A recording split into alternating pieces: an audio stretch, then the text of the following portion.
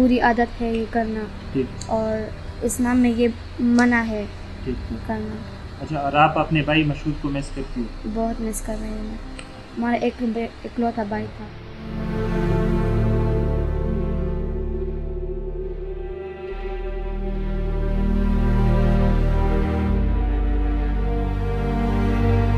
اعوذ باللہ من الشیطان الرجیم، بسم اللہ الرحمن الرحیم۔ السلام علیکم ناظرین، آپ دیکھ رہے ہیں نیوز 360 اور میں ہوں آپ کا میزبان احتشام خان۔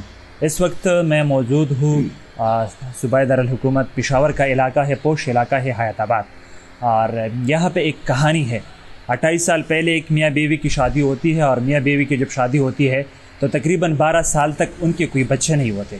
12 سال بعد ان کی بیٹی پیدا ہو جاتی ہے، اور ان کا یہ جو سلسلہ ہے، خوشیوں کا جو سلسلہ ہے وہ شروع ہو جاتا ہے۔ لیکن جو یہ میاں بیوی کی کہانی ہے، ان کا کوئی بیٹا نہیں ہوتا۔ ان کی گھر کو خوشیاں جو ہوتی ہے وہ درکار ہوتی ہے، اور وہ ایک بیٹے کی شکل میں جو خوشی ہے وہ درکار ہوتی ہے۔ یوں جو سلسلہ ہے ان کی میاں بیوی کی جو یہ ازدواجی زندگی ہے وہ روا دوا ہوتی ہے۔ ان کی تقریباً 3-4 بیٹیاں پیدا ہوتی ہے، اور 28 سال بعد ان کی گھر میں بیٹے کی شکل میں ایک خوشی آتی ہے، اور مشہود کی شکل میں ایک ننھا سا منا سا پھول آتا ہے، ایک ننھا سا بیٹا آتا ہے، اور یوں ان کی جو گھر کی خوشی ہے وہ دوبالا ہو جاتی ہے بیٹی کی شکل میں۔ 28 سال بعد جب ان کو بیٹے کی شکل میں ایک خوشی ملتی ہے تو ان کی جو ازدواجی زندگی ہے ان میں ایک نیا موڑ آتا ہے، اور وہ بیٹی کی شکل میں ان کو ایک خوشی جو ملتی ہے۔ ان بعد 2022 جو ابھی عید الفطر گزری ہے، ان کی وہ چاند رات ہوتی ہے۔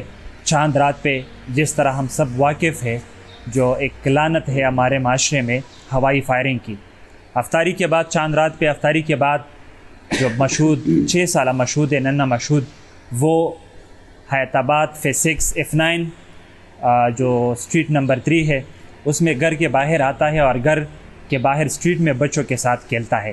اسی اسنا میں ہوائی فائرنگ کہیں ہوتی ہے، اور ایک اندھی گولی آتی ہے اور مشہور کے سر پہ لگتی ہے۔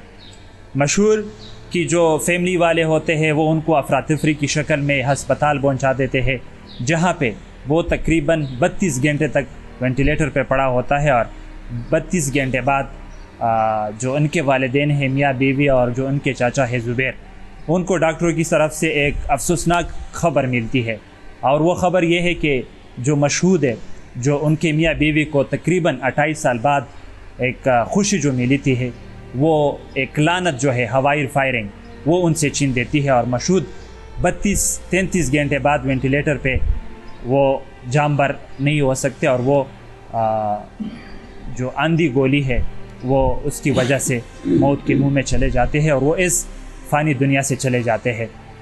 یہ کہانی بالکل حیات آباد فیز 6 کی ہے، اور میں اس وقت حیات آباد فیز 6 میں موجود ہوں۔ یہاں پہ ان کے بھائی اور ان کے بہنیں، ان کے والد صاحب، ان کے چچا صاحب زبیر صاحب اس وقت ہمارے ساتھ موجود ہے۔ ان سے بات کر لیتے ہیں، جان لیتے ہیں ان کی جو یہ درد بری کہانی ہے، ان سے پوچھ لیتے ہیں کس طرح کا واقعہ تھا، کس طرح پھر وہ افراتفری کی شکل میں ہسپتال لے گئے، تقریباً 32 گھنٹے تک وہ وہاں پہ وینٹیلیٹر پہ پڑے رہے۔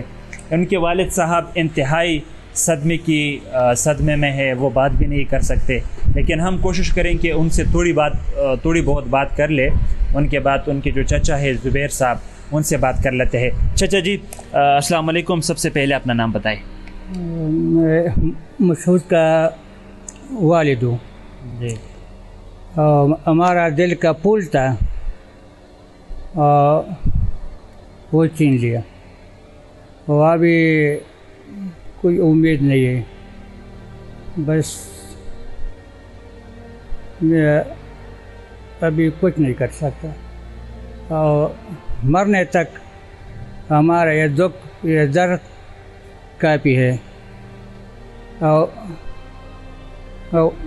عذر داخلہ کو چاہیے، یہ کام عذر داخلہ کے ہے، آئی جی کا ہے، تو وہ سب کچھ کر سکتے۔ 5 منٹ میں ہمارا بیٹا کا قاتل پکڑ سکتے ہیں، 5 منٹ میں، بس اتنا۔ کیا کہیں گے ان لوگوں کے نام جو یہ لعنتی کام کرتے ہیں ہوائی فائرنگ، ان لوگوں کے نام کیا کہوں گے، کیا الفاظ ان کے لیے؟ بس اچھا کام بھی نہیں ہے اور اسلام میں اس کو خوشی نہیں کہتے. جی بالکل، ان کے والد صاحب یہی کہتے ہیں، حکومت سے یہ مطالبہ کرتے ہیں کہ ان کے جو بیٹے کے قاتل ہیں ان کو جلد از جلد گرفتار کیا جائے اور ان کے انویسٹیگیٹ کیا جائے کہ ان کے قاتل کون ہے. وہ انتہائی صدمے میں ہے، وہ مزید بات نہیں کر سکتے. ابھی ہمارے ساتھ موجود ہے مشہود کے چاچا صاحب موجود ہے جو ان کے ساتھ ہاسپٹل میں بھی تھے آن دی اسپاٹ. ان سے بات کر لیتے ہیں کہ یہ سارا قصہ کیا تھا. زبیر بھائی سب سے پہلے تو آپ کا شکریہ. بتائیے یہ سارا واقعہ کیا تھا؟ ہمارے بھائی کو تقریباً 28 سال بعد ایک خوشی ملی تھی. یہ ایک لعنتی کام جو ہے ہوائی فائرنگ، اس بھائی سے بلکہ پورے خاندان سے یہ خوشی چھینی گئی. بسم اللہ الرحمن الرحیم. یہ میرا بڑا بھائی ہے، حاجی محمد عارف نام ہے اس کا. اصل میں یہ پہلے باہر تھا، 18-20 سال اس نے باہر گزارا، پھر اس نے شادی کی. ان کے بچے نہیں ہوئے تھے، 20 سال تقریباً ان کے بچے نہیں تھے. پھر ان کے بعد اللہ نے بیٹی دی، پھر دوسری دی، پھر تیسری دی. یعنی 27-28 سال لگ بھگ ہونے کو تھے. اس وقت شادی کے تھے، بچہ آ گیا. تقریباً 28 سال لگ بھگ بچہ مسعود جس کا نام ابھی جو فوت ہو گیا. یہ تقریباً 2 مہینے کم 6 سال کا ابھی ان کا ایج برابر ہونے والا تھا. اس طرح وہ 1 تاریخ مئی کو ہم جو چاند رات والا تھانہ اسی پہ 8:08 بجے یہ چوٹی بہن ان کی 2 سال بڑی ان کے ساتھ باہر کی گیٹ کے سامنے، دور نہیں گیٹ کے سامنے یہ کھیل رہے تھے. 8-10-15 بچے اور بھی تھے کیونکہ پڑوس میں تھے، سارے اکٹھے ہو جاتے. یہ کھیل رہے تھے گاڑیوں کے ادھر ادھر یہ گھومتے پھرتے تھے. تو ایک دم وہ گر گئے تھے. اس بچے نے گھر آ کے ماما کو بتایا کہ مشہور گر گیا اور میں نہیں اٹھا سکتی، کیا ہو ان کو. یہ تو سمجھ رہے تھے کہ یہ گر گئے، گاڑی سے گر گئے یا کہیں کسی نے دھکا لگایا گر گیا، لیکن یہ خطرہ نہیں تھا کسی کو یہ ڈر کی وجہ کی. جب ماں گئی تو بہت بلیڈنگ ہو رہی تھی ان سے. 15-18 گھنٹے ہو گئے، رات گزر گئی. ڈاکٹروں کا پتہ نہیں تھا. میں بھی حیران ہو گئی کہ بھائی میں نے ڈاکٹر سے کہ بھائی یہ تھا اگر گر گئے تو اس کو ادھر چوٹ لگنا چاہیے سائڈ پہ، اوپر سے کیوں ہے. کہتے ہم بھی حیران. آپ لوگوں کو پتہ نہیں تھا یا ایون ڈاکٹرز کو بھی پتہ نہیں تھا کہ یہ گولی پہ لگا ہے؟ کسی کو پتہ نہیں تھا کہ اصل پرابلم ہے کیا. تو وہ بھی حیران پریشان تھے. کل پھر 11-12 بجے کل دن کا یعنی 15-18 گھنٹے گزر چکے تھے. پھر ہم لے گئے بڑے مشکل سے، کیونکہ اسکیننگ کے لیے جو ہے نا سی ٹی اسکین کے لیے تو بڑا مشین ہے، وہ نہیں آ سکتا تھا. ہم نے ادھر سے یہ وینٹیلیٹر پہ لگا ہوا تھا، بڑے مشکل سے 1-2 منٹ کے لیے ہم لے گئے جلدی دوڑ کے. سی ٹی اسکیننگ کی اور پھر 3D بنایا، واپس آ گئے. پھر ڈاکٹر نے مجھے بلایا، ایک رزلٹ آ گیا، آپ آ جائیں اندر. اس کو مجھے سائڈ پہ لے گیا. مجھے کہتے مسئلہ تو اور ہے. کیا مسئلہ ہے؟ کہتے یہ تو بلٹ ہے، یہ دیکھ لو. اس نے مجھے دکھایا ایکس رے میں، اور پکچر سارے میرے پاس موجود ہیں. یہ تو بلٹ ہیں، اور بلٹ جو ہے نا یہ آر پار نکلی ہوئے ہیں. ابھی جو جبڑا ہے لیفٹ ادھر پڑی ہوئے ادھر، اور دماغ سے آر پار ہی نکلی ہوئی، تو یہ ریکور نہیں ہو سکتا. ایک تو یہ وینٹیلیٹر ہے، ان کے اوپر کوئی سرجری نہیں ہو سکتا. اگر وینٹیلیٹر نہ بھی ہو پھر بھی امپاسبل ہے، اس میں کوئی چانس نہیں ہے. لیکن ہم ڈائریکٹ نہیں آپ کو کہہ سکتے کہ اس کو اٹھا لے جاؤ، وینٹیلیٹر نکال لو، باقی مرضی آپ کی. پھر 8-10 گھنٹے اور گزر گئے. پھر میرا ایک دوست ہے ڈاکٹر ممتاز شاہ، نیورو سرجن، بڑا جانا پہچانا، کے پی میں بڑا جانا پہچانا نام ہے. میں نے ان کو فون کیا، وہ گاؤں میں تھا. تو اس نے مجھے کہا یہ ساری چیزیں مجھے دے دو. میں نے واٹس ایپ کیا ان کو، اس نے چیک کیا. پھر جو ڈاکٹرس تھے ICU میں سارے، ان کے ساتھ میٹنگ ہوئی فون پہ. وہاں سے یہ سارے ڈسکشن ان کے کیا ہم نے ٹریٹمنٹ کیا، کیا لگانے، کیا ڈرپ چڑھ رہے. تو پھر اس نے مجھے کہ زبیر ساری یہ امپاسبل. تو پھر کیا کرے، کیا یہ تھا ہم نے وینٹیلیٹر اتار دیا اور اٹھا کے لے آیا. اچھا زبیر صاحب، یقیناً یہ افسوسناک واقعہ ہے. ہم سب اس پہ بہت خفا ہے.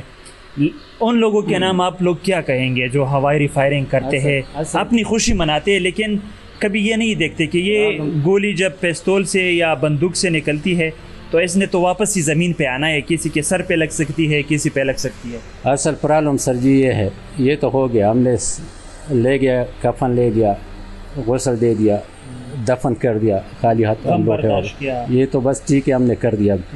تو اس کا نیکسٹ کے لیے کیا ہے؟ یہ تو ایک تو ان کے پاس پڑا ہے ہوائی فائرنگ کا، ابھی تک میری زندگی میں نے کبھی نہیں دیکھا کہ اس کے اوپر کوئی کام کیا ان لوگوں نے. ابھی اسی وقت ڈاکٹر نے مجھے کہا کہ 22 کیسز آ گئے ہوائی فائرنگ کا، چاند رات 22 کیس اور رجسٹر ہو گئے. ہمارے علاوہ ابھی نہیں معلوم کتنے اس میں فوت ہو گئے کتنے زندہ ہے، لیکن ہمارا تو معاملہ تمام ہو گیا. تو اس کا ہم کیا کریں، کس سے پوچھیں، کس کے پاس جائے؟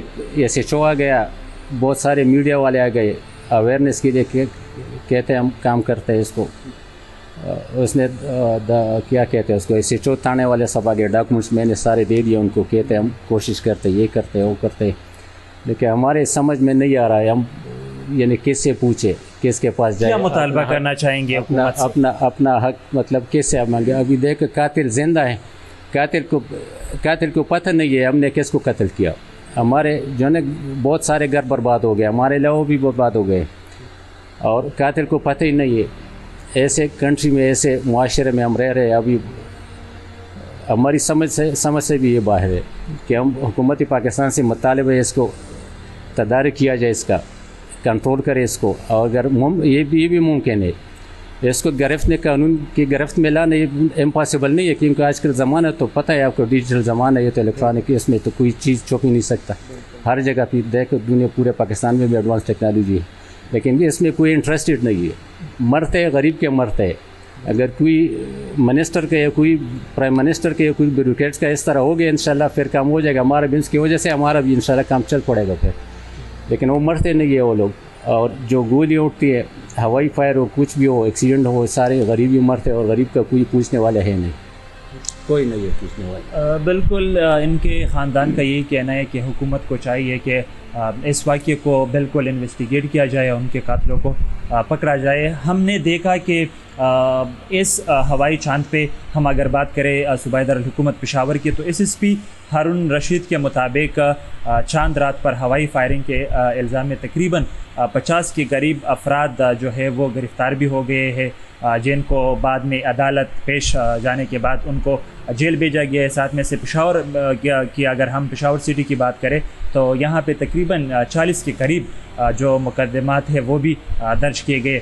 ہم دیکھیں تو خوشی منانے کی بھی اور بھی بہت طریقے ہیں، ہم کسی اور طریقے سے بھی خوشی منا سکتے ہیں.